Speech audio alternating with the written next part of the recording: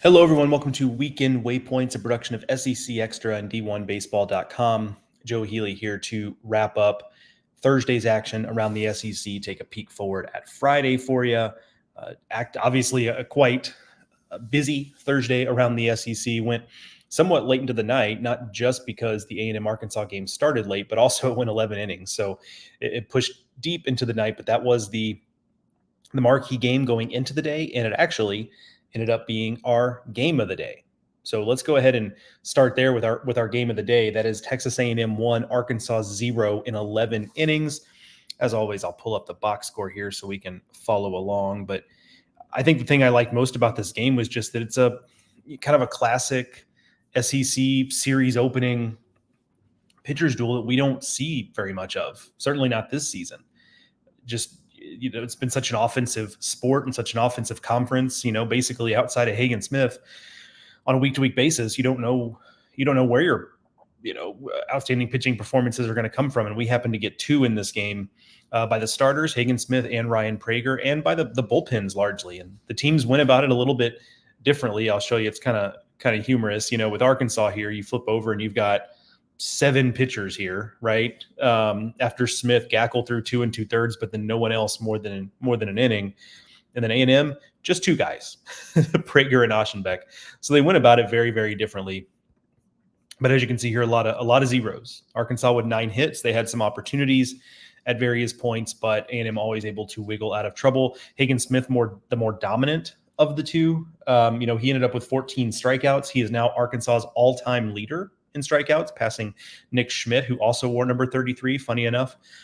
So kudos to Hagen Smith, just another incredible outing in a season full of them, right? So, and doing against an A&M lineup that, okay, yeah, they've been maybe scuffling a little bit, but that's still a really, really good lineup. So, a team that you thought maybe, just maybe, if a team was going to break through against Hagen Smith, maybe it would be this A&M lineup, but it was not to be, and it gave us a great pitcher's duel. Unfortunately, I think the only thing that kind of sullies this game is, the fact that it ended on a bases loaded walk. Will McIntyre comes in and walks Ted Burton and drives in the winning run. That's kind of the only anticlimactic piece of this, is that, it ended the way it did. And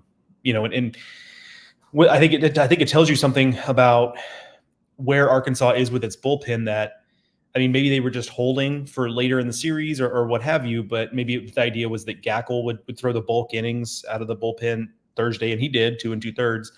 Or maybe it's that the trust in Will McIntyre is waning a little bit. Now, they did put him in a big spot, bases loaded, 11th inning, needed out. But, is it that maybe they're just not quite there with Will McIntyre to the extent they were earlier in the season? That's understandable. His ERA and SEC play has ballooned a little bit. He hasn't quite been the same guy.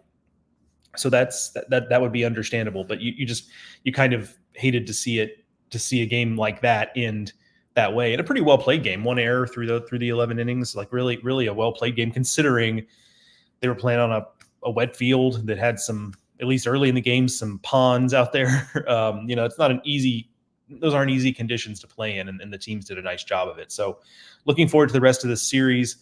As it is, A&M keeps its, somewhat narrow hopes alive to kind of be involved at the top of the SEC. I actually haven't crunched those numbers and done that math with Kentucky and Tennessee winning. I don't know if maybe A&M is just functionally out of it at this point, but certainly on their way to a big series win there. All right, let's flip over to the comments. Got a couple waiting here. Jeremy Scott, as always, one of the first guys in here. Roll Tide, tough to win on the road. Hopefully they can make tomorrow the rubber game. Yet tough one for Alabama. 4-2 loss to Auburn. Auburn pitched well. We'll talk about that here in a little bit. But if you're Auburn, it's kind of funny. It's a double-edged sword. One, if you're Auburn, you're happy to play spoiler with your big rival, and maybe you're playing a little freer because you don't have anything to play for. But if you're an Auburn fan, you're kind of like, oh, now we're going to pitch well like this. we're going to do this now. So a little bit of a double-edged sword there. Carl Dunn on YouTube says, "What's good, Joe?" Hi, Carl. Need that W again today. Moved up to noon to dodge storms again. Yeah, one of the reasons why I'm going live now, as opposed to probably would have gone live in the afternoon, a couple hours before the evening games would start, But with the LSU Ole Miss game starting at noon Central, 1 Eastern, also Florida Georgia starting early today. Wanted to get this up and get this out before those games start. Liz on YouTube, A&M is out of it. Kentucky's up to 21 wins. I thought that was the case, so thank you, Liz, for clarifying. Yeah, big win for Kentucky, man. Like they're basically a win today away from guaranteeing at least a share of it. Now that would potentially be a share with. Or that would be a share hypothetically with Tennessee, and Tennessee does have the head-to-head. So, does that kind of change things in the way you look at that SEC title? That's not for me to decide. That's for you to decide individually. But certainly Kentucky on their way to a historically good season. Already there, frankly, a historically good season in program history. Eyeballing that number 1 overall seed. So impressive stuff there. Okay, let's move on to player of the day. As always, I will come back to comments if you guys leave them there over the next little bit. Okay, player of the day options. Let me get my notes up here. I don't have my, as you may have noticed by a different backdrop, I have moved and I don't have, because I'll be in Hoover next week and then the postseason happens, probably won't have a real desk set up in my new place for a while. So much like Pat McAfee on his show, I am standing right now, as you can see by me like kind of rocking back and forth. But it means I have to hold my notes in my hand because I can't see all the way down to the counter. So we're playing hurt. That we're doing what we can, fighting through it. Okay, Tommy White 3 for 4 with a triple. Tommy White, not really a triples guy, but got one yesterday in that win against Ole Miss. Obviously, if LSU is going to make this run, he's going to have to be right in the center of all of it. He certainly was yesterday in that win. Dylan Carter for Georgia missed some time this season with injury, was kind of, and then felt like when he comes back, like, is he really going to be, how willing are they going to be to push him back out there right away because the team is playing so well just in general, but he's back out there, 2 for 5, 2 home runs, 3 runs batted in, also made some nice defensive plays there. Having him back in center field is a value add defensively for the Bulldogs. Paul Tates in that same game for Georgia, 3 for 4 with a home run, a walk, and 3 runs batted in. We'll talk about the Florida-Georgia game today in a little bit. Obviously, the stakes are high for Georgia. They're gunning for a top 8 seed that is getting closer and closer to reality. But for Florida, they are officially totally up against it. If they lose this series, they will go into Hoover at 500 or worse if they get swept, meaning they would have to really make a run in Hoover to have any shot at being in the field of 64. So backs totally against the wall today are the Gators. Luke Heyman, speaking of the Gators, in that losing effort, 2 for 4, 2 home runs, 3 runs batted in. He's heating up a little bit lately. Unfortunately for the Gators, one is the injuries have started to really pile up. Ty Evans, Hayden Yost, two outfielders who have played a lot lately. So you're probably going to see a lot more Michael Robertson. Ashton Wilson was in there yesterday. Like, obviously, those are not impact bats, really. Good athletes, good defensive players, good runners, but they're not really impact bats. Luke Heyman getting hot helps, but it does seem like it's a little bit fitting in this Florida season where it seems like they'll have a guy hot, but then everybody else is kind of cold. Like Ty Evans himself went through when they got swept by Missouri, he was not swinging it particularly well. So they've seems like they've taken turns outside of Cags, of course. They've taken turns in that lineup getting hot, and they're struggling to get everyone going at the same time. And now they're injured, and just a tough spot for the Gators today. But Luke Heyman, a big game yesterday. Ryan Waldschmidt for Kentucky, 3 for 4 with a double, a home run, a walk, and 3 runs batted in. Offense for Kentucky really jumped on Bryce Cunningham yesterday at home, got him down early. Vanderbilt did a pretty nice job steadying the ship after Cunningham left, getting back into the game. Never really felt all that close, but got kind of close. So I guess some credit due there, but couldn't quite claw back into the game. Waldschmidt hit a 3-run home run early in that game that felt like the early backbreaker, if you will. Cunningham was kind of trying to work through stuff and work out of stuff, and big home run for Waldschmidt jumped Kentucky out to a lead that it was able to protect the rest of the way. Justin LeBron, 3 for 4 with a double and a walk. Obviously in a losing effort there. Justin LeBron really the spark plug in that Alabama lineup. He's a guy who, he's already a very, very good player, has superstar written all over him. I think I've said that before on this show. He's a guy who would be fun to watch if Alabama can get to a regional. He's a guy who would be fun to watch in a regional because he's the type of player who between his bat and his athleticism, what he gives defensively, he's the type of guy who could really be the regional MVP with the way he can control a game in a lot of different ways. So he'd be fun to watch in the postseason.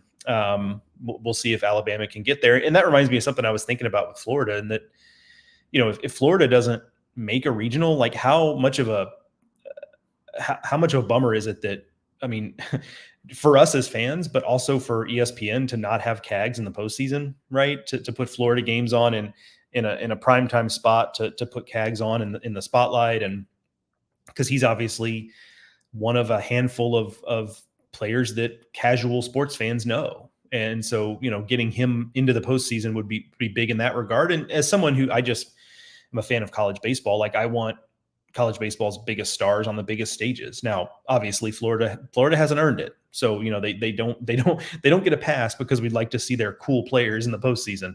But that is something I had been thinking about a little bit lately. Player of the day, though, is Christian Moore for Tennessee. They get a win yesterday in fairly routine fashion against South Carolina. South Carolina hit some balls hard early, but couldn't really sustain the offensive performance. Tennessee gets the win 9-3, keeping pace with Kentucky at the top of the SEC. So Christian Moore, 3 for 4 with 2 home runs. That the first one set the single season record for Tennessee, and then he built on it with a second home run. That broke Sonny Cortez's record. He had 24 in 1998. 1998, just in general, in Tennessee athletics, a big year there. But yeah, 24 home runs for Sonny Cortez in 98. And like we've said all year, 98 is a very different era of college baseball. And so to break home run, like we think it's an offensive game now, and it is, but 98 was a whole nother deal in terms of offensive baseball, especially in the SEC. So congratulations to Christian Moore, record breaking, likely to end this season as Tennessee's all-time home run leader, unless Blake Burke gets really hot and Christian Moore cools off. And now is also the single season record holder for Tennessee. Really impressive stuff. So he is our player of the day. All right, let's switch over to the comments here. Jeremy Scott on Facebook says, hopefully Alabama will be able to play the last 2 games at Auburn. Yeah, that is a concern throughout the SEC footprint the next couple of days. So, and look, these games mean enough. Especially obviously for Alabama in that situation, that I think they'll do everything they can up to and including, starting them at, 10 o'clock at night if they have to get those games in. I'm confident they will, but man, it might make for some long days in the ballpark trying to get them in. Carl Dunn, tanks with the triple, LOL. It looks like a tank running the bases. Yeah, not sure if I'm enjoying Guidry in relief anymore. Yeah, that's kind of been the thing with LSU too. Is they, with the exception of Griffin Herring and Christian Little's gotten better, but there are guys you think you believe in LSU, and then until you don't, right? And that's relief pitching in general. Just ask Kentucky about that. They've had the kind of the same deal where they thought they found some guys early in the season, and now those guys are fading a little bit. Some others have stepped up. So that is kind of the nature. But yeah, for Gavin Guidry, a guy that, last year was nails for them, and you thought this year maybe he would take a step forward. And LSU has more options this year than last year, at least on paper. So that's part of it. I think they ultimately didn't want him to be throwing as many high leverage innings as he had to last year. But yeah, certainly he's not been as dependable of late. Seeley on YouTube says, any idea what the issue was with the Mizzou pitcher that was forced to leave the game Thursday? Lemonis indicated that he wasn't a player listed on the 27-man roster. And that is, unless there's been something new on that, that is how I understand it as well. The pitcher in question was Jacob Peden, a Davidson transfer who's been a guy Mizzou's gone to quite a bit. Not sure why he wouldn't have been. Now, this is obviously not sure why he wouldn't have been on the 27-man roster. Like, he is a guy they've used quite a bit. So maybe he was nicked up and they weren't sure he could go.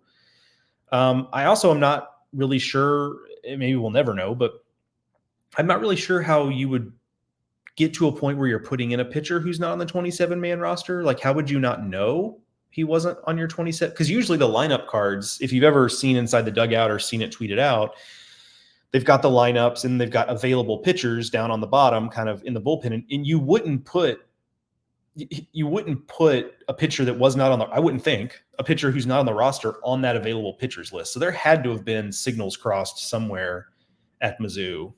So that's all it was, as far as I understand. So good catch for Lemonis to call that to their attention. They ended up, Mizzou ended up having to go to a different arm. They went to Victor Quinn, but a weird deal that caused actually a decently long delay. I was working on looking something up, so I had the game on mute to kind of like not be distracted by it. And I looked up and I was just like, what is this delay? Is it just a long delay? I've not really seen that. I'm sure it's happened, but I've not seen it in a game I've been watching. So weird deal there. Carl Dunn again, he says, could have potential national champs and runner up out of regional play. Yeah, that's totally on the table. And we could for the third year in a row have this weird deal where the national champs just the next year come back and aren't the same team. Weird. I mean, because even if LSU makes a regional at this point, they're clearly like have the same deal that State and Ole Miss dealt with, where just the next year just wasn't the same deal. This is a good question. Stephen Dome on X, State's RPI dropped to 20. Concerns about hosting even with a sweep? Yes. The RPI has always been the issue. If State is going to have, well, they had to get to a certain number of wins, but now they've gotten there. Basically, they're at 16 SEC wins, so that number gets you in the conversation. But RPI 20 can be problematic. I think last year Auburn was at 18 in the RPI. But this part of the RPI, you're really splitting hairs, right? So 18 and 20 are close together, but in terms of hosting, they're not as close together as you would think. Like the number of teams that host 20 and up in RPI, or 20 and down, whichever way you want, 20 or worse, I guess is the best way to say it, are few and far between, and typically are West Coast teams that get the RPI leeway there. So yeah, that is a concern for State. I think the good thing about it is, like, I can't imagine. I mean, I guess it dropped yesterday, but like, I'm surprised because it's not like Mizzou's RPI is awful. It's 106, which is not good, but it's also not atrocious to the point where you're like, oh my God, our RPI is going to drop just by playing this series. But I guess the combination of that and it being a home series was enough to drop it. So that will be something to watch. Now, the good news for State is that, there are going to be nothing but good RPI games in the SEC tournament. So that they really could help themselves quite a bit with a win in the SEC tournament. Well, we'll have to see, but yes, Stephen, that is my primary concern from a State hosting standpoint is the RPI. The wins are there. The quality wins are there. I think the metrics are in good shape. That's the one that would give me a little bit of pause, especially if it's a quick Hoover exit, because other teams are going to be building their case, not just in the SEC, but other parts of the country.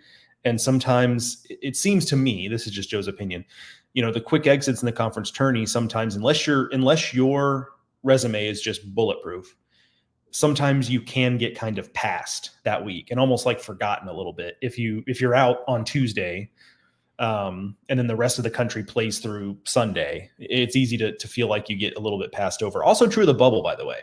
Like I covered the Big 12 tournament a few years ago before I was doing this job, and West Virginia was kind of a bubble team. They went into the Big 12 tournament thinking they were safe. Their RPI was 35, something like that. They had finished 14 and 10 in the Big 12. And then they go 0-2, and it's like every day the RPI would somehow just like be dropping a spot or two because they were getting passed by teams. And then by the time the week was over, they weren't even really on the bubble. Frankly, they were not among the last four out. So that kind of stuff can happen if you have quick exits in Hoover. So that is a concern. Austin Smith asks about UGA. We'll talk about, hold that thought, Austin, because we're going to talk a little bit about that here in a second in a couple different regards. Jordan Shields, is there any hope for us Vol fans that Vandy can actually get one at Kentucky? Yes, but you are probably hoping that it comes from, I assume Carter Holton is throwing today for Vanderbilt. I always get, I'm going to check the probables just to make sure, because I don't want to, I don't know why they would have thrown him in the finale. So I assume that's, Carter Holton today. So yeah, if you're hoping, I think your hope is that Carter Holton just shoves it today. Like that's what you need, I guess. If you're a Vol fan rooting, if you're a Vol fan rooting in the weird position of rooting for Vanderbilt this weekend, that's I think your best hope is Carter Holton shoves it. Not that they can't win a third game. It's not like Mason Moore has pitched well for Kentucky, but it's not like he's unbeatable. So it can be done, but I think your best hope is a good pitching performance today by Carter Holton, and Vanderbilt wins like a 5-3 game or something like that. The higher the score goes, the more it tilts toward Kentucky. I don't have to tell anybody that. We understand the difference in those two lineups right now. So that is what you're hoping for there, Jordan. All right, let's talk pitcher of the day. A few candidates before we get to the actual pitcher of the day. Gage Jump for LSU, really well done. 6 innings pitched, 5 hits, 1 run, 2 walks, 8 strikeouts. He continues to be just absolutely nails. And as we said before, if LSU can get to the postseason, they're going to be a tough out in a regional when you can throw Holman and Jump, in the first 2 games. I mean, that would give LSU a good chance to get to a regional final at a bare minimum. Now, what happens after that is obviously a different deal, but with the way Jump is pitching, you have to feel pretty good about that if you're LSU. Colton Smith, and here's where I talk a little bit about Georgia, Austin. Man, he's just really good. He's throwing the ball so well right now, and he's been a little bit nicked up. I don't think it's been talked about a ton, but he's got like kind of I think it's like a lat or something that maybe, I don't know if it's in his back or in his lat, but he's had a little few weeks ago had a little bit of discomfort there. The trainer came out at one point in the South Carolina series, and he ultimately shooed them away. So obviously he was good enough to go. But yesterday he was great. He darn near threw a complete game in that win against Florida, and might have if it had been a situation where the game was a little bit closer and they felt best about him. But with a 5-run lead, they felt what ultimately was a 5-run lead. They felt good about having someone else finish it. But Smith, 8 innings pitched, 4 hits, 2 runs, 1 walk, 12 strikeouts. His strikeout numbers continue to be outstanding. He's among the best pitchers in the SEC quietly in strikeouts. His strikeout to walk ratio is among the best in the country. Like he's really good right now. But if I'm Georgia, obviously this could be a special season for Georgia. So I don't want to put them in a position to look too far ahead at stuff, but man, like a Colton Smith, Leighton Finley 1-2 in the rotation next year in some order, that's pretty tantalizing for Georgia. And what if Matthew Hoskins truly gets healthy and gets back? I mean, he was a big time recruit in that same class a couple of years ago. So, I mean, don't look now, but Georgia could really pitch it next year. And with Wes Johnson at the helm, I'm sure they'll find some diamonds in the rough and be really good in that regard. More questions about the offense. We'll obviously talk about that in the offseason, but man, Colton Smith is just really throwing the ball well. And with Georgia's offense, you don't have to be shutting down opponents, but he is. But Georgia's offense yesterday too, with the Dylan Carter 2 home runs, their lineup seems to be getting deeper, right? I mean, that's a piece that they were without for a while and they were just fine. And now Dylan Carter back in the lineup, 2 home runs, just an embarrassment of riches for Georgia right now. Nobody in the conference playing better, frankly. I mean, that's 7 straight conference wins. That's 9 straight wins overall. They play really well at home. With them looking at a national seed, a top 8 seed right now, Omaha suddenly comes into really clear focus for Georgia. Would be their first trip since 2008. Shout out to Gordon Beckham and that whole team in 2008. Came 1 win short of a national title that year. Cal Steven for Mississippi State, 6 innings pitched, 5 hits, 3 runs, 1 walk, 8 strikeouts. Another good performance. Mizzou was game. Mizzou fought. 3 solo home runs for Mizzou, which is not really how Mizzou scores their runs. That was kind of weird. But, Mizzou kept in the game. They kind of went with an opener, Caden Jacoby, and then stacked some bullpen guys up after that and did a pretty nice job against State's lineup. State squeaks out a win with a run late, a 4th run late, so it's 4-3. A 4-3 win for State, but Steven set the tone. Wasn't his cleanest outing. He's had a lot of really good outings this year, but was more than good enough for State to win, and they got that victory. Tanner Baumann for Auburn, 6 innings pitched, 5 hits, 2 runs, 3 walks, 8 strikeouts. Again, I joked earlier, but Auburn fans kind of have to be like, oh, now we're figuring it out on the mound. Sure, after we're eliminated from everything. But, kudos again to Auburn. They're playing hard, and yes, it's a little bit easier to play harder when you're playing a rival, right? And you're trying to spoil their season, but but still, to not have anything to play for in terms of postseason, and for Auburn to be at home and play well, play hard, I think they deserve a lot of credit for that. Tanner Bauman pitched well, certainly. But it's co-pitchers of the day. I mentioned a few weeks ago that Hagen Smith is no longer eligible to win the pitcher of the day on this show, but he and Ryan Prager, co-pitchers of the day. I mean, what a pitcher's duel. Hagen Smith, 6 innings pitched, 2 hits, no runs, no walks, 14 strikeouts. Ryan Prager, 7 innings pitched, 5 hits, no runs, 1 walk, 9 strikeouts. They are co-pitchers of the day. I guess that makes Prager the pitcher of the day because I have made Hagen Smith. He has been elevated to emeritus status as pitcher of the day. Pitcher of the day emeritus, Hagen Smith, because he could win it literally every week. So we're trying to give some variety here. So Ryan Prager, pitcher of the day, along with Hagen Smith. Hope the rest of that series is as dramatic and as tight as the first game. We're in for a treat if it is. Flip over to the comments. King Z on YouTube. Does Hagen Smith have a chance to break Paul Skeen's K record, or would they need to make a deep Omaha run for him to do so? I'm going to enlist someone to help me on that, so I don't have to do dead air to look up the stats here. If someone can look that up quickly and put in the chat the number of Ks that Skeens has now and Hagen Smith has, or Skeens got last year and Hagen Smith has now, we can take a look at it. I just don't want to do dead air to research that because I don't have the numbers. That would have been a good thing for Joe to look up, and I'm just now thinking about it.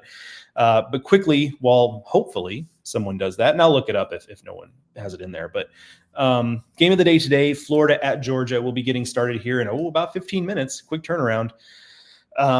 Pitching matchup is Liam Peterson against Leighton Finley. If Liam Peterson pitches as well as he did last week, that could make for a really good pitching matchup. Leighton Finley's been throwing the ball well. He's been really steady, not as dominant as Colton Smith, but he's been really steady for Georgia. And then for the big thing here is that, again, like I said earlier, Florida's season's on the line. You go into Hoover at 500 or worse, and you know going in there, if you lose in the first day, you go 0-1, you're not eligible because you're under 500. If you win that first game, great. You might be over 500. But now that you're in the main bracket, you opened yourself up to either you're going to have to win the tournament or you're going to lose 2 games. So that means you have to you have to win at least 2 more games once you get to the main bracket to leave Hoover over 500. So it's tricky for Florida. So big game there for them. We'll find out how much fight they have, right? Because everything is in front of them. If they want to play on beyond Hoover, they have to get moving right now. All right. I am looking up the strikeout stats because I do want to. So Paul Skeens last year, 209. Hagen Smith this year, 150 is what I'm seeing. Let me make sure this is updated. Yep, 150. Okay.